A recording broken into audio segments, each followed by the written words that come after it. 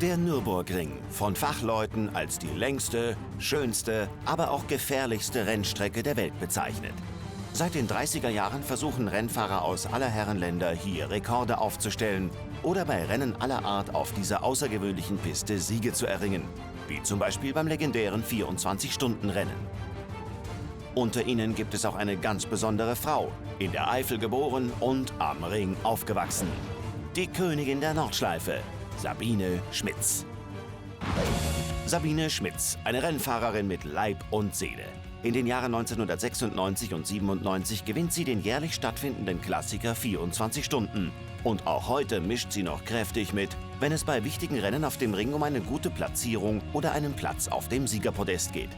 Besonders stolz ist das Eifelgewächs darauf, am Nürburgring zu Hause zu sein.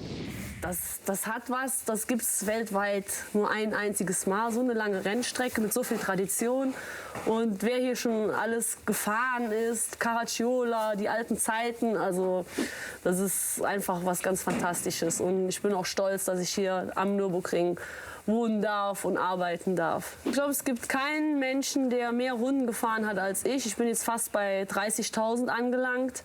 Das ist schon eine ganze Menge. Und ich habe natürlich auch Höhen und Tiefen erlebt, viele Rennen gewonnen, auch viele Rennen versaut oder auch mal auf dem Dach geendet. Aber das gehört natürlich dazu. Höhen und Tiefen im Motorsport haben so ziemlich alle Rennfahrer. Doch als rennfahrende Amazone, die um Spitzenplätze kämpft, muss man schon ganz besondere Fähigkeiten und Eigenschaften vorweisen.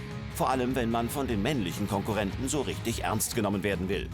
Bei Sabine sind sich da die meisten Kollegen allerdings ziemlich einig. Ist schon faszinierend, ne? Deutschland ist ja so eine Autofahrernation und das ist ja auch so richtiges Männerterritorium. Da gibt es Männer, die pilgern extra zum Nürburgring, um sich von der Frau eine Runde um die Strecke fahren zu lassen. Das muss man erst mal hinbekommen und das schafft Sabine Schmitz. Die Nordschleife, die bringt man unweigerlich mit Sabine Schmitz in Verbindung. Mit dem BMW M-Taxi, mit dem Ringtaxi, das sie viele, viele Jahre gefahren ist. Und es war immer lustig zu beobachten, wenn die Jungs einsteigten und stellten fest, da sitzt eine Frau am Steuer. Aber spätestens nach den paar Minuten, die es gedauert hat, bis sie wieder zurückgebracht hat, war einfach das Eis gebrochen. Kultstatus hat sie auf der Nordschleife. Selbst die Kollegen von Top Gear binden sie immer wieder in ihre Sendung ein. Und das ist, glaube ich, schon so ein Ritterschlag für jemanden, der aus der Region kommt. Eifel, Sabine Schmitz, Nordschleife, das gehört zusammen wie Pech und Schwefel. Ein Mädel, das, glaube ich, das Maul am richtigen Fleck hat, die weiß, was man sagt. Bei der VLN-Siegerehrung ist es immer lustig. Das ganze Team rund um sie ist schon immer wieder mit 2 Kästen Bier da feuchtfröhlich unterwegs und haben jede Menge Spaß. Da wird auch mal ein 3. Platz gefeiert, als hätte man gerade die Weltmeisterschaft gewonnen. Viel Spaß am Autofahren, viel Freude und ist ein Nordschleifenkenner. Da können einige Jungs noch richtig was von lernen. Neben der Liebe zum Motorsport schlägt das Herz der Eifelanerinnen für die Natur und die Landwirtschaft. Doch auch hier geht es nicht ohne PS. Der Traktor ihrer kleinen Ranch kann zwar nicht mit den Rennboliden mithalten, ist aber für Sabine große Klasse und ein weiteres Lieblingsspielzeug. Ja, das ist mein liebstes Auto, unser John Deere. Damit fahre ich immer so nach so einem gestressten Rennwochenende montags gepflegt durchs Dorf. Also das macht tierisch Spaß, dann auch Zäune zu reparieren oder dann Heu zu holen, auszumisten. Das ist wirklich ein toller Kontrast zum Rennsport. Und er hat 93 PS, zieht schon ordentlich was weg, Allrad. Super, macht tierisch viel Spaß damit zu fahren. Die Landwirtschaft ist für Sabine nicht nur Hobby, sondern eine Art zweites Standbein. Und vor allen Dingen der perfekte Ausgleich zum stressigen Rennfahrerleben. Hier fühlt sie sich so richtig wohl. Für sie ist das fast wie Urlaub.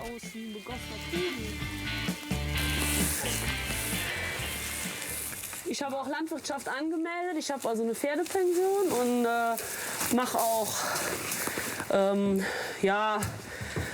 so Wanderreiter stationiere ich bei mir. Und man kann auch im Sommer Pferde bei mir unterstellen. Für so gestresste Stadtpferde, sage ich jetzt mal, die selten eine Wiese zu sehen kriegen. Die nehme ich dann auf bei mir über den Winter. Wir haben so 10 Hektar Land zusammen, der Egon und ich. Ja, das ist also auch noch ein Geschäftszweig von uns. Ja, der Spaßfaktor überwiegt natürlich. Finanzamt würde sagen, Liebhaberei.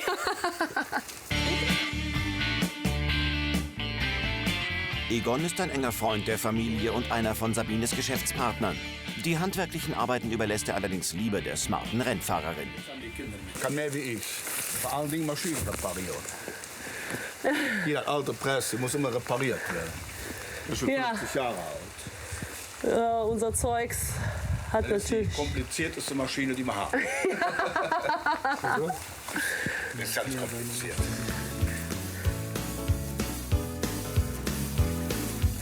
Mit Landwirtschaft und Rennfahrerei ist es bei Sabine aber immer noch nicht getan. Sie erledigt auch noch einige andere Aufgaben. Und auch das macht sie mit Freude und großer Leidenschaft. Ja, am Wochenende bin ich meistens beschäftigt mit der Rennerei. Da haben wir oft Rennen oder halt auch mit der Vorbereitung. Und das ist nicht nur das Fahren, sondern wir haben immer unheimlich viele Gäste, weil ich auch mit dem kleinen Porsche fahre ich Taxirunden und dann haben wir immer locker 15, 20 Gäste am Renntrag. Die müssen auch bekocht werden. Die Fahrerei ist praktisch nebensächlich, kann man schon fast sagen. Ja, und dann bin ich froh, wenn Sonntag dann auch rum ist. Da fahre ich meistens noch das BMW-Ring-Taxi. Und dann habe ich Montag, da mache ich keine E-Mails, auch gar nichts. Dann fahre ich Traktor. Ende aus Mickey Mouse. Da fahre ich Zäune reparieren oder ja, fahre Mist weg oder fahre Stroh holen oder Heu. Also Traktor ist auf jeden Fall montags ganz hoch im Kurs. Und da gibt es auch keine Alternative. Da will ich einfach meine Ruhe haben und mit dem Ding durch Barweiler krachen.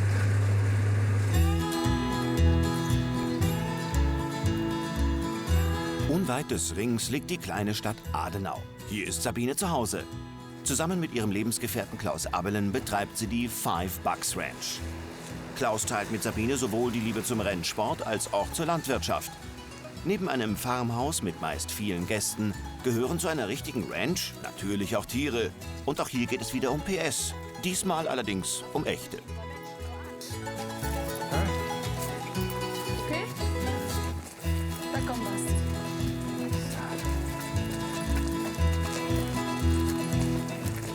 Oh, du bist aber nass geworden.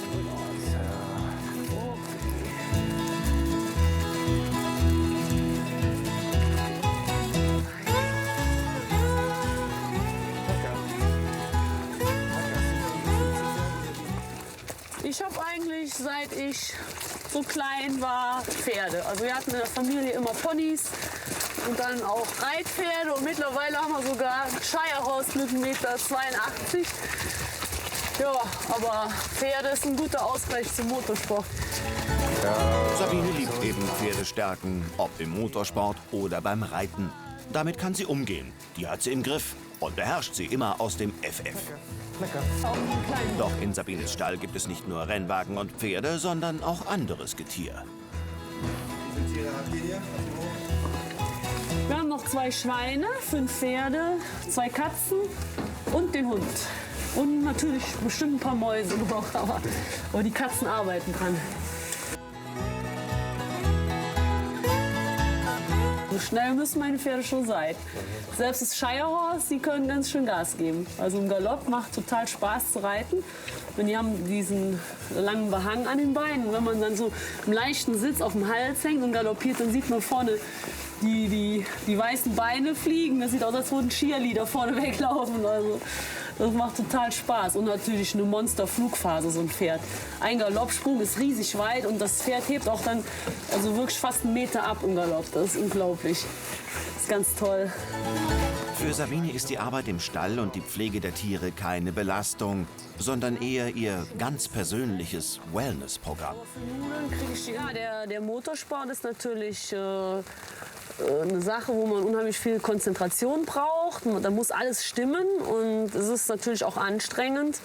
Viel Kopfsache dabei und dann der Rummel und die Lautstärke und dann wollen 1000 Leute ein Autogramm und ein Foto haben. Das ist ganz schön, aber da bin ich auch froh, wenn ich abends zu Hause bin und kann irgendwie noch die Pferde füttern, kann mich in meinen Kampfanzug schwingen und dann hier richtig schön im Dreck wühlen, sage ich jetzt mal. Die Schweine streicheln, alle noch mal füttern und das ist natürlich ein super Ausgleich dafür. Natürlich hat Sabine auch Schweine. Die gehören auf einem Bauernhof bzw. einer Ranch halt einfach dazu. Borsti, komm. Hopp. Ja. Komm mal. Im Wetter würde ich auch nicht rauskommen. Ja, wenn die gefrühstückt haben, dann schlafen die gern länger. Das sind jetzt unsere Lieblingsschweine. Für ein Schwein schon ziemlich alt, sind schon 3 Jahre alt und wiegen so fast 300 Kilo. Das sind also schon Monsterschweine. Aber das sind unsere Lieblingsschweine. Die schlafen den ganzen Tag oder suhlen sich da hinten im Loch und matschen alles rum. Also die fühlen sich hier sauwohl. Also, mein Schatz, bis nachher. Ja, ich komme aber jetzt auch in der Halle, ne? Ja, gut. Okay. Ein bisschen Renntrack sauber machen. Ja, tschüss. Motorsport und Umweltfreundlichkeit sind nur schwer vereinbar, das weiß auch Sabine. Doch für sich hat sie den perfekten Mittelweg zwischen Rennen und Natur gefunden.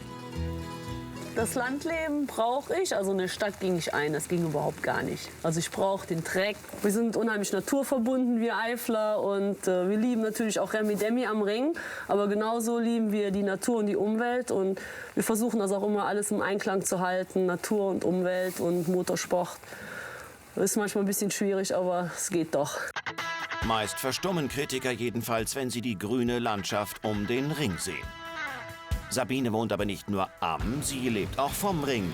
Hier hat sie eine Möglichkeit gefunden, ihr Können nicht nur bei Rennen, sondern auch auf andere Weise zu zeigen. Ich bin seit 18 Jahren Taxifahrerin am Ring, also die schnellste Taxifahrerin der Welt, so werde ich häufig genannt. Und fahre Touristen um den Ring und kann denen dann auch praktisch das ganze Feeling zeigen, weitergeben, wie toll das doch ist, wie viel Spaß das macht, auf dem Ring zu fahren. Die Bodenwellen, man muss sich unheimlich gut auskennen, vor allem wenn es jetzt so wie heute regnet, dann ist man fliegt einfach ab und weiß gar nicht warum. Also die meisten wissen nicht warum, aber wenn man natürlich so viele Runden auf dem Kerbholz hat wie ich, dann kann ich denen das dann schon vermitteln, auch mit Fahrerlehrgängen und erklären, ja, pass auf, wenn du das so machst, dann hast du ein Problem. Und mach das lieber so und so. Und da ist eine Bodenwelle, da darf man nicht vom Gas gehen, dann lieber ein bisschen Auto auf Zug halten. Und ja, da gibt es natürlich Millionen Tricks. Und da kann ich dann auch noch vielen Ausländern und so beim Fahrertraining einiges beibringen. Dank des Nürburgrings blüht die konjunkturschwache Eifel auf. Vor einiger Zeit wurde ein großes Eventcenter direkt am Ring gebaut, mit vielen Attraktionen und auch Tagungsräumen für geschäftliche Meetings. Bei großen Ereignissen ein Anziehungspunkt für viele Menschen. Die Automobilindustrie nutzt die Eifel ebenfalls für sich. Am Ring befindet sich ein Testcenter neben dem anderen, Erlkönige inklusive.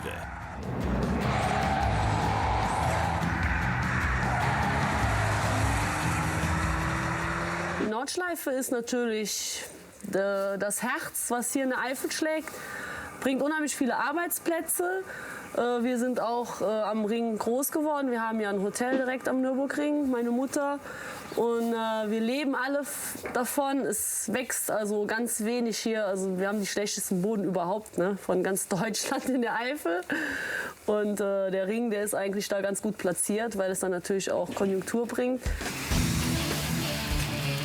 Damit das Geschäft weiter gut läuft, heißt es reparieren, schrauben, neue Ideen einbringen. In der eigenen Werkstatt natürlich.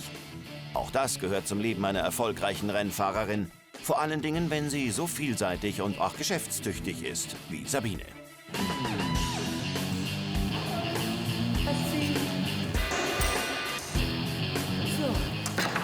Wir haben hier eine neue Halle gebaut.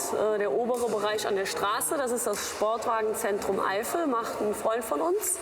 Da kann man also gebrauchte oder neue Sportwagen erwerben.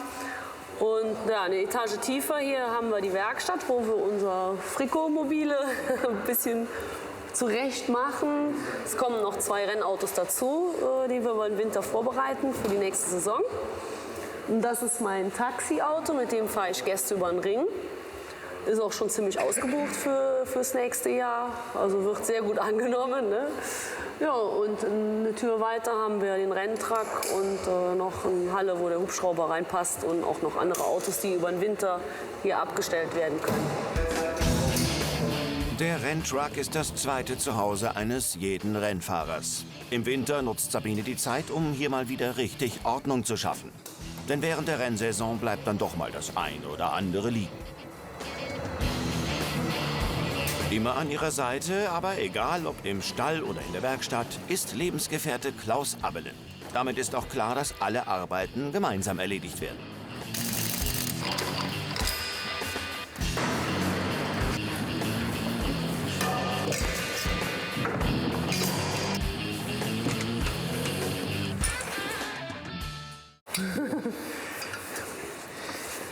ist, wenn wir zusammen kochen. Also es ist ein eingespieltes Team. Wir zanken uns überhaupt nicht. Eigentlich schlagen wir uns den ganzen Tag kaputt. Besser als zanken, ne? Guck mal, die Dinger Yumi lassen. Ja, das ist eine Skulptur. Ne? Das ist vom letzten Rennen. Das sind 50 €. Gummi. Wir machen heute noch mal einen Druckverlust am Motor, um festzustellen, wie gut er noch ist. Wir wollen noch einige Prüfstandsarbeiten machen und da wird die Kompression beigemessen. Dann sieht man, ob Undichtigkeiten da sind. Und ja, danach wird er neu revidiert fürs nächste Jahr. Das heißt also neue Kolben, neue Büchsen etc., Lager etc., neue Dichtungen neu und dann sind wir wieder gerüstet fürs nächste Jahr. Aber so Vorbereitungen muss man halt schon im Winter machen. Ne? Klaus ist hauptberuflich Fleischwarenfabrikant, gleichzeitig aber auch Teamchef und kümmert sich eigenhändig um die Instandsetzung der Rennwagen. Wer dabei aber glaubt, Sabine sei nur zum Aufräumen da, der liegt falsch. Gut, wenn er natürlich besser schrauben kann und ich besser kehren, ne, dann sollte ich vielleicht besser auch wirklich kehren statt schrauben. Aber so Sachen wie Unterboden dran und abschrauben, also da mache ich eigentlich immer mit. Ich bin auch technisch interessiert. Ich will wissen, wie das Auto von unten aussieht und mir auch ein bisschen zu helfen wissen bei der Rennerei. Ich habe auch schon mal beim 24-Stunden-Rennen in Führung gelegen. Da hat sich eine Spritpumpe verabschiedet und dann habe ich die repariert. Und dann haben wir gewonnen. Hätte ich die nicht repariert, hätte ich ziemlich blöd da gestanden. Aber hat 4 Minuten gedauert, lief die Kiste wieder. Und das ist natürlich ein Vorteil, wenn man sich da ein bisschen auskennt. Ne?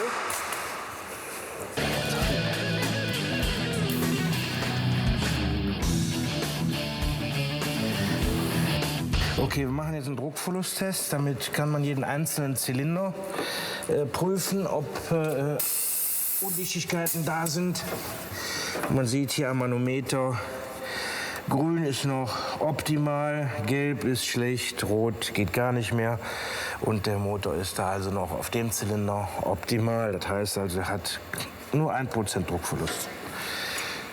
So, und jetzt dreht man noch ein bisschen weiter. Einmal rund? Nein, einmal bis zur nächsten Kerbe. Also nach links? Nach rechts rumdrehen. Dann kommt irgendwann eine Kerbe und dann stellst du den dahin. Dann müssen jetzt die Zylinder einzeln durchgehen. Wenn so ein Motor kaputt geht, da kommt Freude auf. Das macht man nach jedem Rennen. Kontrolliert man, ob der Motor Schäden genommen hat oder nicht.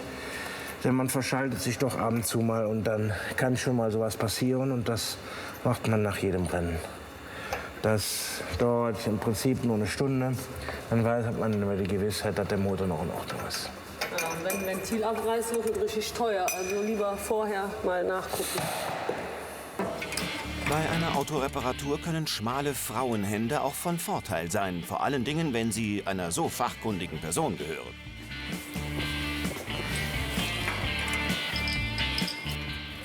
Fummeln kann er gut. So, ja, ich muss mir was anderes einfallen. Aber so jedes auch nicht. Ich muss mir was anderes einfallen lassen. Das tue ich doch jetzt. Ja, wir können ja schlecht den ganzen Auspuff abbauen.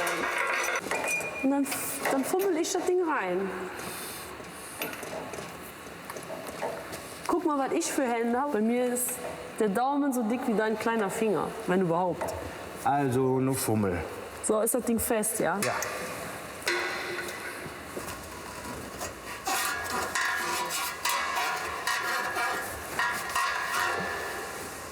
Ist drin. 30 Sekunden. Schatzi. So. Ist er drin? Ja, natürlich. Oh, Schatz, wird du ein ganz. Ja. So, manchmal muss man die Frauen ans Dings lassen hier. Und das muss noch richtig festgeschraubt Da werden. musst du dann. festschrauben, ja? Das kriegen wir aber jetzt von hier.